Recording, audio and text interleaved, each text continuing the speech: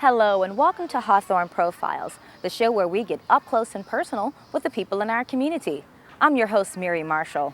You're in for a heartwarming show today. Have you ever wanted to do something but thought that you were too short or maybe too tall? Is there something else that's holding you back? Well, meet Alfonso Palacios. He doesn't take no for an answer.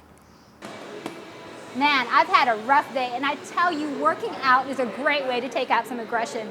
Alfonso Palacios knows exactly what I'm talking about. Here's a guy who had it really rough and got really mad, and so got really physical. I never give up. I never submit. I'm always trying to be stronger. Don't let Alfonso Palacios fool you. This 20-year-old is a bona fide brown belt in Kempo Karate, and he does it all from a wheelchair. I was born with a condition called spina bifida. Alfonso was an infant when he had surgery to remove a tumor from his spinal cord. The operation cut nerves to his legs, and he hasn't been able to use them since. At first, the doctor told me he was only going to live for 30 days. He survived, but that was only the first of a total 7 surgeries, including ones to his brain and stomach. And as if going under the knife wasn't enough, I had problems with people making fun of me. Some occasions where I was actually attacked. that was middle and high school, a crucial time for many young people. And even though Alfonso's mother taught him not to fight back, he did. I was growing more aggressive every year. He found a way to channel his anger when an instructor with the California Youth Karate Club invited him to take lessons. I just found this open door, and I was curious. I wanted to see what else I can find inside that door. What he found was a sense of belonging. I was accepted into something, and that was very difficult for me when I was younger, to be accepted into any group of kids. Alfonso stuck with karate, moved up the ranks, and began to change. He started gaining self-confidence, and he wasn't afraid anymore. And he wasn't so hot-headed either. Anger management was the key thing that helped me within the martial arts, which is what continues to keep me within the martial arts. He's so mild and patient that he even teaches for the California Youth Karate Club on Wednesday afternoons at Zella Davis Elementary, the very same school he attended years ago. He's positive in his approach to life, and he conveys that positive attitude to these kids in everything that he says and he does. Alfonso Palacios is a dedicated individual. He's very determined. Determined to make a difference and set a good example despite his disability. Parents and students say Alfonso does just that. Some people say, oh, I'm in a wheelchair, I can't do anything, and not him. He put it to that's his goal, to teach us things that other people don't want to do. If he can do it, anybody can do anything. Alfonso is also reaching his goals in karate. He's only one step away from a black belt, and he's often placed first in local and international championships, competing against people who he describes as normal. The thing about him is he's really strong, which is good. And whenever you throw a punch at him in the head or anything like that, he'll grab onto you like you guys saw, he'll elbow you, and all of his strikes are hard. Alfonso says he does it all for his mom. I wish one day I can look back to my mom and say, this is what I have gotten. This is what I have brought back to you. Because I cannot walk. He grew up in a single-parent household with 2 supportive older sisters. But it was Maria Palacios who watched with pride as her son overcame obstacles. He's a real person. Real, I don't know. He's my angel. What more can I say? Alfonso is getting an associate's degree in psychology at El Camino Community College. He wants to be a lawyer because he says he loves justice. But for now, he plans to stay in Hawthorne and teach kids karate. I wanted to make their lives a little better. Just like I was given the chance to succeed in something.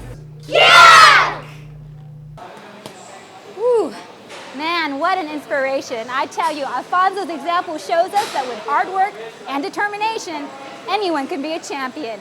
Reporting for Hawthorne Profiles, I'm Michelle Mizell Archer. Wow, thanks, Michelle. That was a real pick-me-up story. It shows that you can do anything that you put your mind to. And the people of Hawthorne are doing just that to fight cancer. Here's a story of love, support, and survival at the annual Relay for Life. All right, let's start with the purple survivors. Let's hear it for them. Members of the community lined up on the Hawthorne High School track, ready to start the race. But they're not running, and no one is going to win. At least not today. They're in it for the long run, or walk in this case. Hawthorne is one of 4,800 communities across the country participating in Relay for Life, an event put on by the American Cancer Society to celebrate those who have survived and remember those who have died from cancer, and to fight back against the disease. Doesn't matter if you're rich or poor, famous, or just the guy down the street that nobody knows. Cancer does not discriminate. Today I want to remember Eileen Bauman. She was my neighbor and my really good buddy, and I won't ever forget her. 1 in 2 men and 1 in 3 women will hear the words "you have cancer" in their lifetime, and 1 in 4 of those diagnosed will die. Fortunately, thanks to events like Relay for Life, the money needed for cancer research and support is being raised and helping to save lives. Whatever money they're doing here, it goes for research, and without research, there's no hope of ever cancer being gotten rid of. The students at Hawthorne High played a major role in fundraising for the relay this year. They sold Purple Hope bracelets, candy, Luminaria bags, and went door to door asking for donations. I'm out here today to basically fundraise for the American Cancer Society. I just put myself in the position that if I ever had cancer, I'd want someone to be helping me out. The money goes to funding transportation for cancer patients, so people who cannot get rides to their appointments can get rides. It goes to gifts as wigs and turbans for women who are undergoing chemotherapy, and it goes to research. Rosalinda Martinez and her sisters Virginia and Sonia know firsthand what it's like to lose a loved one to cancer. My sister's name was Doris Chavez. She passed away at the age of 36 due to breast cancer. Doris was the youngest of 9 siblings and a sous chef for a hotel restaurant in Las Vegas. We used to sit and do recipes together. She's just a wonderful person, very big-hearted, always gave of herself before others.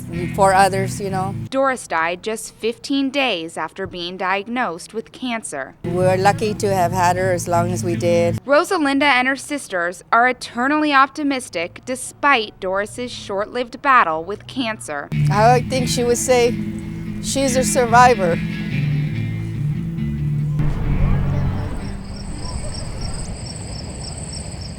Cancer never sleeps, and neither do the relay participants who walk for 24 hours through the night.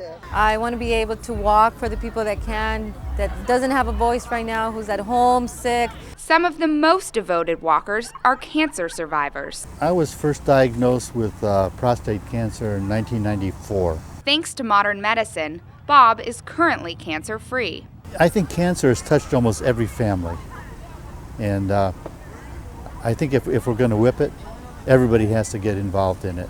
Some people rest in their tents, others continue making their way around the track, lined with luminarias, dedicated to those who have lost their life to cancer and those who are still fighting. For everyone who's gone, their battle with cancer lives through all those that remember them. For HCTV, I'm Kate Larson. Thanks, Kate, for that encouraging story. This year, Hawthorne's Relay for Life raised about $18,000. Now, if you want to donate, you can log on to www.cancer.org. And that does it for this edition of Hawthorne Profiles. I'm your host, Mary Marshall. I hope you've enjoyed our inspirational show. We'll see you next time.